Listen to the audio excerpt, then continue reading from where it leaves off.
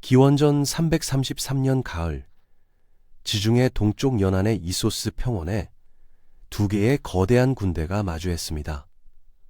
한쪽에는 불과 24세 젊은 마케도니아 왕 알렉산더, 그 반대편에는 페르시아 제국의 황제 다리우스 3세가 서 있었습니다.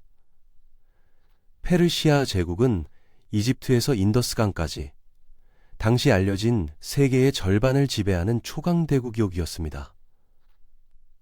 그런데 이 거대한 제국이 단 하루의 전투로 무너지기 시작했습니다. 역사는 이소스 전투라 기록했습니다. 알렉산더가 마케도니아 왕위에 오른 것은 기원전 336년, 그의 나이 20살 때였습니다. 아버지 필리포스 2세가 암살당한 직후였습니다. 젊은 왕을 향한 시선은 차갑고 의심스러웠습니다. 그리스의 도시국가들은 곧바로 반란을 일으켰고 북쪽의 야만족들은 마케도니아의 국경을 시험했습니다. 하지만 알렉산더는 달랐습니다. 그는 번개처럼 움직였습니다. 반란을 일으킨 테베를 단 이틀 만에 함락시키고 도시를 완전히 파괴했습니다. 이 잔혹한 본보기는 그리스 전역을 침묵시켰습니다. 기원전 334년 봄, 알렉산더는 마침내 동쪽을 향했습니다. 3만 5천의 군대를 이끌고 헬레스폰트 해협을 건넜습니다. 그의 목표는 명확했습니다. 페르시아 제국의 정복이었습니다.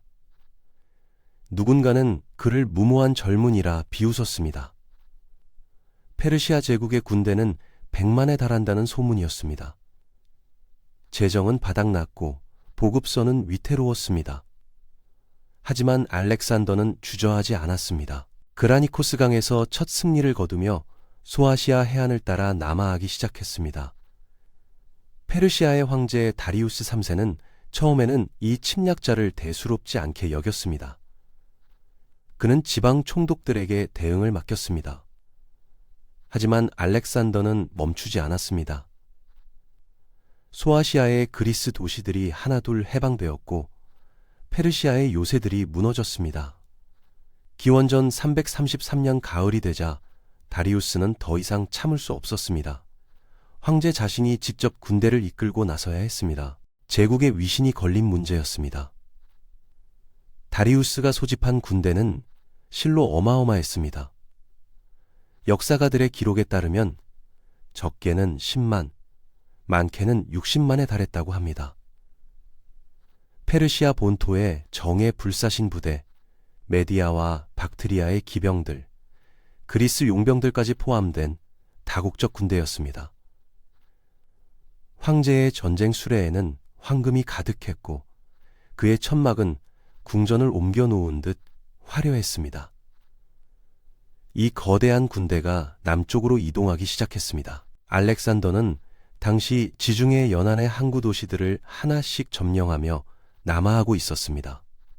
그는 페르시아 함대의 보급로를 끊으려 했습니다. 하지만 다리우스는 예상치 못한 전략을 택했습니다. 그는 북쪽에서 산길을 넘어 알렉산더의 후방으로 우회했습니다. 그리고 이소스에 주둔하며 알렉산더의 보급선을 끊었습니다. 이제 알렉산더는 적의 대군에 포위된 형국이었습니다.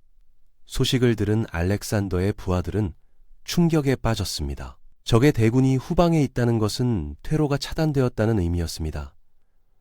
하지만 알렉산더는 오히려 기뻐했다고 전해집니다. 이제 다리우스가 도망칠 수 없다는 뜻이었습니다. 그는 즉시 군대를 돌려 북쪽으로 향했습니다.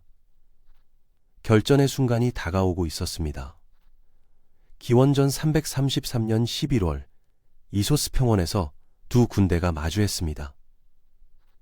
그런데 전장의 지형은 알렉산더에게 유리했습니다. 평원은 동쪽의 산과 서쪽의 바다 사이에 좁게 펼쳐져 있었습니다. 폭은 고작 2800m 정도였습니다. 페르시아의 거대한 군대는 이 좁은 공간에 제대로 전개될 수 없었습니다. 수적 우위가 무력화되는 지형이었습니다. 다리우스는 실수했습니다. 그는 알렉산더를 추격하느라 지형을 선택할 기회를 놓쳤습니다. 알렉산더는 전투 전날 밤 장군들을 모았습니다. 그의 계획은 대담했습니다. 마케도니아의 팔랑크스 중장고병이 중앙을 지키고 자신은 정예 기병대인 컴패니언 기병대를 이끌고 우측에서 돌격했다는 것이었습니다. 목표는 단 하나, 다리우스였습니다. 페르시아 황제를 직접 공격하여 적의 지휘 체계를 무너뜨리겠다는 계획이었습니다.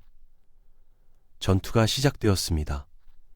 페르시아의 그리스 용병들이 중앙에서 맹렬히 공격해 왔습니다.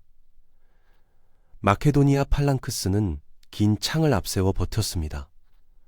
6m에 달하는 사리사 창들이 빽빽한 숲을 이루었습니다. 하지만 페르시아 용병들도 만만치 않았습니다. 중앙의 전선이 흔들리기 시작했습니다. 바로 그때 알렉산더가 움직였습니다. 젊은 왕은 컴패니언 기병대를 이끌고 사선으로 돌진했습니다. 그의 눈은 오직 하나, 페르시아 진영 중앙의 황금 전차를 향했습니다. 다리우스가 있는 곳이었습니다. 마케도니아 기병들은 쐐기 대형으로 페르시아의 좌익을 찍고 들어갔습니다. 먼지가 치솟고 비명이 울려 퍼졌습니다. 알렉산더는 선두에서 창을 휘둘렀습니다. 그의 갑옷에는 화살이 박혔고 투구는 찌그러졌습니다. 하지만 그는 멈추지 않았습니다. 페르시아의 근위대가 황제를 지키려 필사적으로 막아섰습니다. 하지만 마케도니아 기병대의 돌격은 멈출 수 없었습니다. 점점 더 가까워졌습니다. 다리우스는 알렉산더의 눈을 마주쳤습니다. 그 순간 페르시아 황제는 결정을 내렸습니다. 그는 전차를 돌렸습니다. 도망친 것입니다. 황제가 도망치는 모습을 본 페르시아 군대는 동요하기 시작했습니다. 좌익이 무너졌고 중앙의 용병들도 후퇴했습니다. 질서정연했던 대군은 순식간에 혼란에 빠졌습니다. 모두가 살기 위해 뛰기 시작했습니다. 마케도니아 군대는 추격했습니다. 좁은 평원은 도주하는 페르시아 병사들로 가득 찼습니다. 산으로, 바다로, 사방으로 흩어졌습니다. 학살이 시작되었습니다. 알렉산더는 다리우스를 추격했습니다. 하지만 페르시아 황제는 말을 갈아타며 계속 도망쳤습니다. 결국 어둠이 내리자 알렉산더는 추격을 멈췄습니다. 그리고 페르시아 진영으로 돌아왔습니다. 그곳에서 그는 믿을 수 없는 광경을 목격했습니다. 다리우스가 버리고 간 천막에는 황제의 어머니와 아내 그리고 두 딸이 있었습니다. 페르시아 황제는 가족까지 버리고 도망친 것입니다.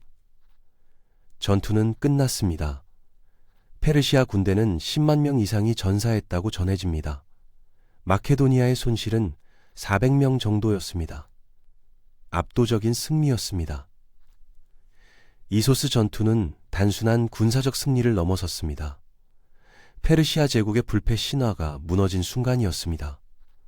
황제가 전장에서 도망쳤다는 소식은 제국 전역에 퍼졌습니다. 알렉산더는 포로가 된 페르시아 왕족들을 극진히 대우했습니다. 그들에게 황실의 예우를 계속 제공했고 다리우스의 어머니는 알렉산더를 자신의 아들처럼 대했다고 합니다. 이것은 계산된 관용이었습니다. 알렉산더는 페르시아를 단순히 정복하는 것이 아니라 계승하려 했습니다. 이소스에서의 승리 이후 지중해 동부의 모든 도시들이 알렉산더에게 문을 열었습니다. 페니키아의 항구들, 이집트, 그리고 마침내 바빌론까지 다리우스는 두 번 더 알렉산더와 맞섰지만 결국 자신의 부하에게 살해당했습니다. 페르시아 제국은 역사 속으로 사라졌고 알렉산더의 시대가 열렸습니다. 이소스 전투가 우리에게 던지는 질문은 명확합니다. 수적 우위와 물질적 풍요가 승리를 보장하지 않는다는 것입니다. 알렉산더의 승리는 지형의 활용, 결정적 순간의 대담함, 그리고 무엇보다 명확한 목표를 향한 집중에서 비롯되었습니다. 역사의 물줄기는 때로 단 하루의 전투로 바뀝니다. 이소스가 바로 그런 날이었습니다. 이 영상이 흥미로우셨다면 구독과 좋아요 부탁드립니다. 다음에는 더 놀라운 역사의 순간들로 찾아뵙겠습니다.